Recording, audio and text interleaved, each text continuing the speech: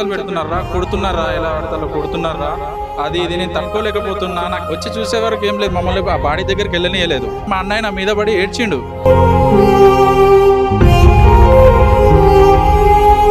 ఏమో కొట్టారు కదా, పెయిన్కి ఏమన్నా ఇవ్వచ్చు అని నేను అనుకున్నా. అడగలేదా మరి ఏం టాబ్లెట్స్ అసలు?